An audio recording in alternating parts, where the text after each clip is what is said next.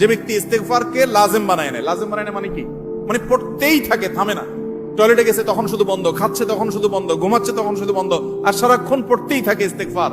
আস্তাগফিরুল্লাহ ওয়া আতুবু ইলাইহি, সাইয়্যিদুল ইস্তেগফার বা যে কোনো ইস্তেগফার, সবচেয়ে ছোট ইস্তেগফার আস্তাগফিরুল্লাহ আস্তাগফিরুল্লাহ, এটা যে পড়তেই থাকে, নবী করিম সাল্লাল্লাহু আলাইহি ওয়াসাল্লাম বলেছেন তার যে কোনো বিপদ থেকে বের হওয়ার জন্য আল্লাহ তাআলা নিজে পথ দেখায় দেন। এমন ভাবে পথ দেখাবেন সে কল্পনাও করবে না। এবং জীবনে বহুবার আমি আমলটা করে দেখেছি, কঠিন কঠিন বিপদে আল্লাহ তাআলা কিভাবে উদ্ধার করেছেন আমি নিজে অবাক হয়ে গেছি, সারপ্রাইজড হয়ে গেছি। নাম্বার 3, দুরুদ। দুরুদের ক্ষেত্রেও হাদিসে একই কথা বলা আছে, যে ব্যক্তি দুরুদ বেশি বেশি পড়বে ওই ব্যক্তির সমস্ত পেরেশানি থেকে মুক্ত হওয়ার জন্য এই দুরুদ যথেষ্ট হয়ে যায়।